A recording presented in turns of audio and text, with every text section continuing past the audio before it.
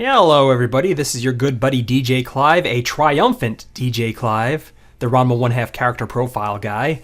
I've been promising this one for quite some time. This is the Setsuke Miyako-Oji profile, finally finished after all this time. Now this is a special treat for those of you who have stumbled upon this early, because the Setsuke Miyako-Oji profile I haven't put up on YouTube or Dailymotion at this point. This is a finished product that you're looking at here, an exclusive first look. I haven't put it up on YouTube yet because there's still an audio glitch, two audio glitches that pop up in this profile that I want to try to get rid of, because otherwise it's pretty perfect to my original vision.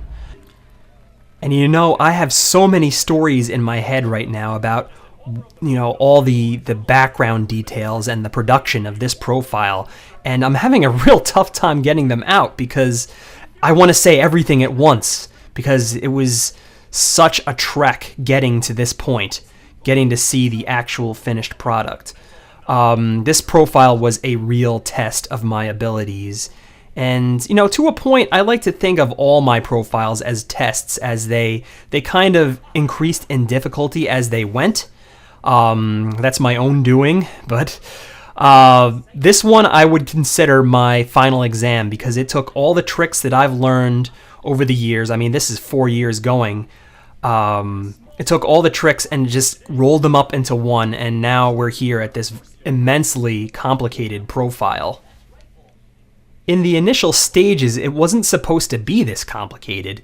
Actually, when I first wrote this up, it was going to be a lot like the Sentaro Daimonji profile. It was just going to be very straightforward, same editing techniques, the same style, the same Drew Newman music playing in the background, you know, the same theme that I've been going with the martial arts tea thing all this time. But as I was writing it, I found that my style of writing was like a point-counterpoint kind of thing, in that in order to stretch out this profile to more than like 6 minutes or so, I had to explore every nook and cranny of this character, who, you know, you wouldn't really think there was a lot going on there because she didn't have a lot of screen time, but when you pick apart the fact that she is emotionless and that she's just obedient to a fault, you know, there's a good side to that and there's a bad side to that. And I found that I was negating myself repeatedly in the script, and I said to myself, you know what, I have all these Channel Zero News characters, how about I make a point-counterpoint thing where I'm arguing the merits of this character, whether it's a good thing or a bad thing that she's this way.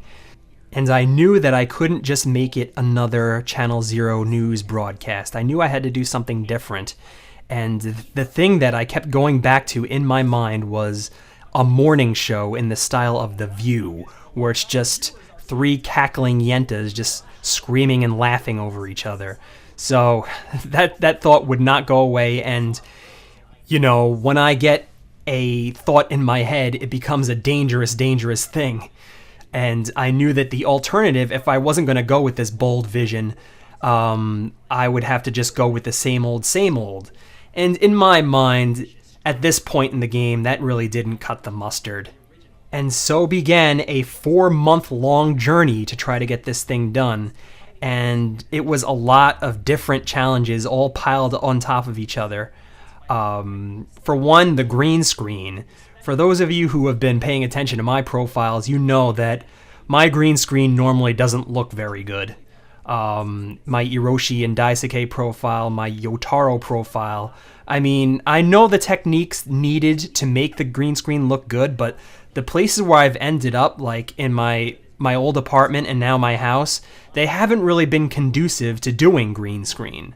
Like, in all instances, I have to be very, very close to my green screen, and that's really bad. You're supposed to stay really far away from it so you don't cast shadows on it.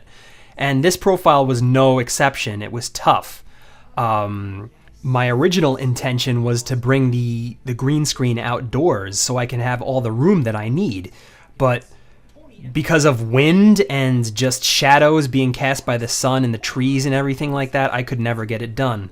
So that wasn't a possibility. It had to be done indoors.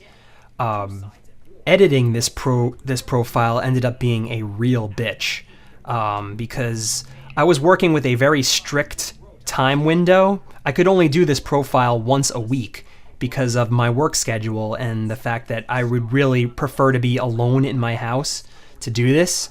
So I had to be home on a day that my wife wasn't there. So I can only do it once a week, and usually I would do all of one character's line. So one day I would do all DJ Clive, one day I'd do all Ungus. And so I had it all nice and tidy like that.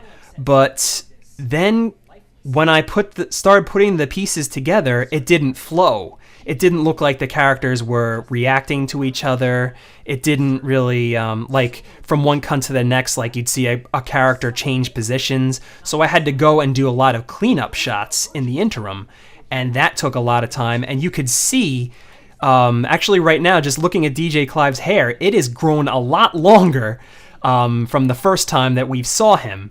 And that's very noticeable, and there was really nothing I could do about that. I don't have a hairdresser on set.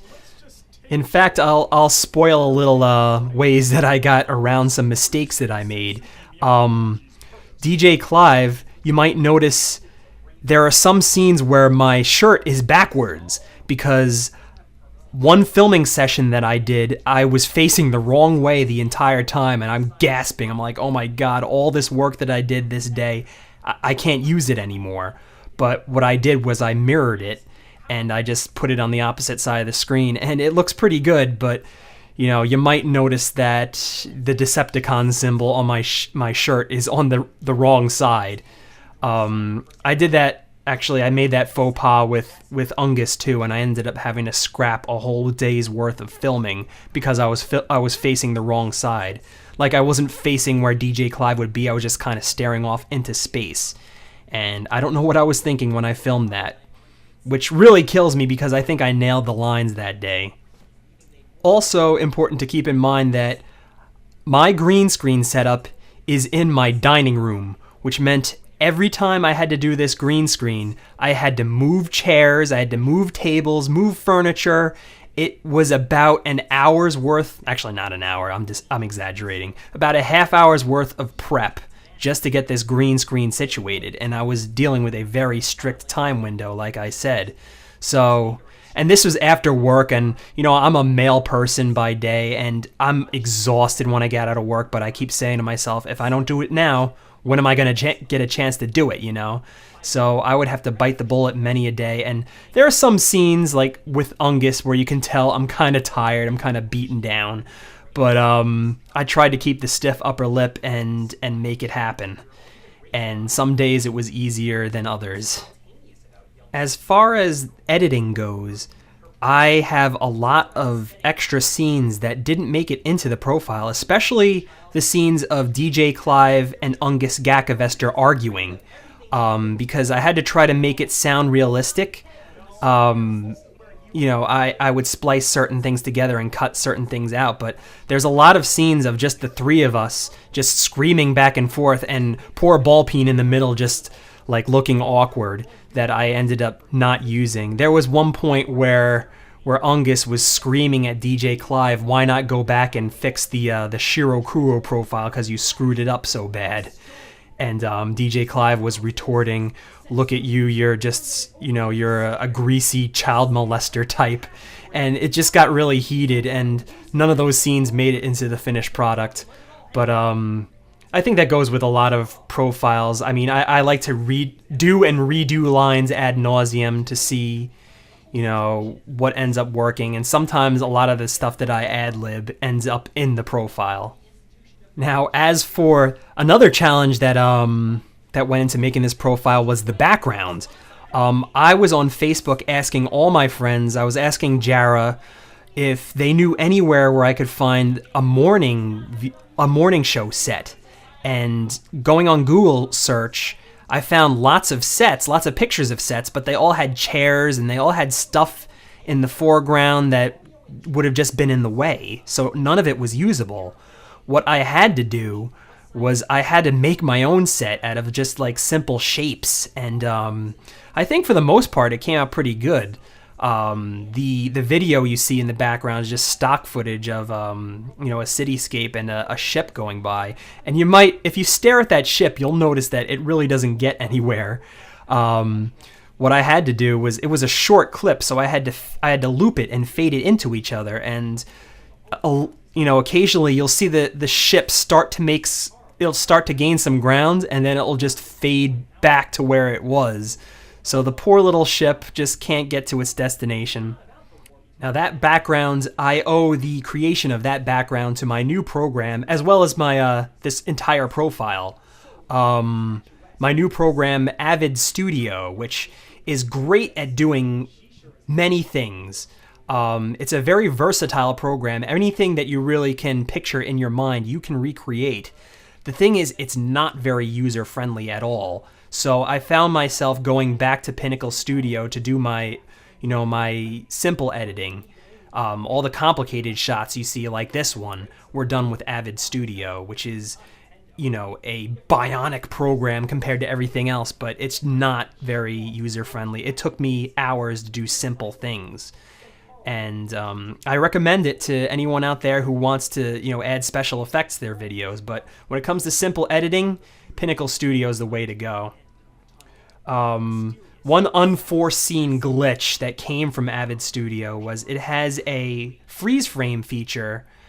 Now, I gotta say that Pinnacle Studio's freeze frame feature was gravy to use. It was so damn simple. You just moved your little slide bar over where you wanted to take a picture of. You hit a button that said snapshot, and boom. You could work with it. You could make it as long as you wanted. It was perfect. Avid Studio, I have yet to find this magical button. The only freeze frame feature I found was the fact that you can elongate a movie clip even after its time has elapsed. What it does is it freezes the last frame of that, the video clip for you, and it turns it into a freeze frame. But the thing is, when it does that, sometimes it's in the middle of skipping to the next frame of animation. So you get like a weird, like freeze-framed static version of like two pictures in one. And that pops up a lot in this profile. And what sucked is that when I was making this profile, you don't notice it because the playback window is in such lower res that these mistakes don't pop up until you upload it to a file. And once I made this file, it was the very end of the profile, these mistakes all just popped up magically. And I was not thrilled with that. But at this stage, I couldn't go back and fix them because all those clips were already, done. So they're just gonna have to stay in the profile. I hope nobody complains about them. I mean, sometimes they even give off a weird strobe effect that's kind of like, I hope it's not seizure inducing or anything. But yeah, wasn't happy about that. There's a lot of glitches that pop up in this from Avid Studio. I mean, like I said, Avid is great at doing special effects and all sorts of like if you want like a lot of characters overlapped, a lot of pictures overlapped, there's nothing like Avid Studio. You have unlimited amounts of video tracks to work with.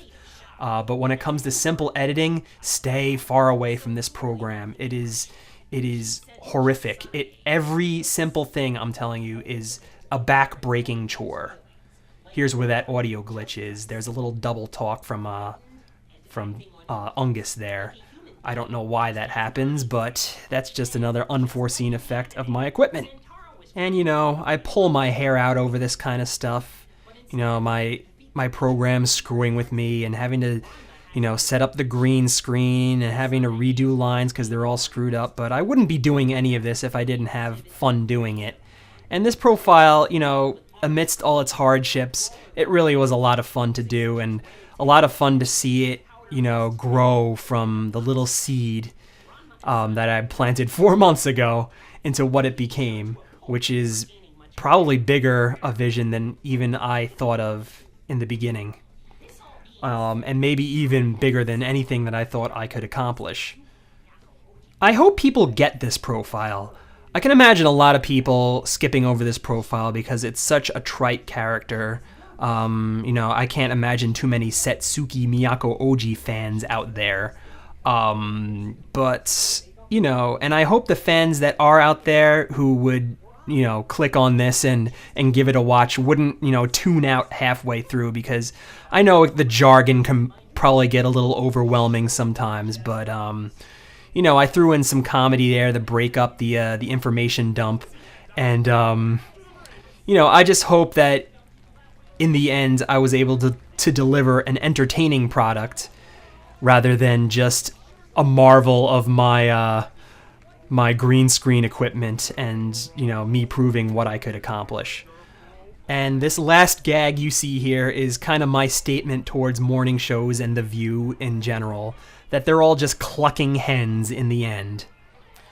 But yeah, originally there was supposed to be an extra bit at the end here, but I was pushing over 15 minutes. I still don't know if YouTube is going to accept this because it's way over their 15-minute mark, pushing 16 minutes.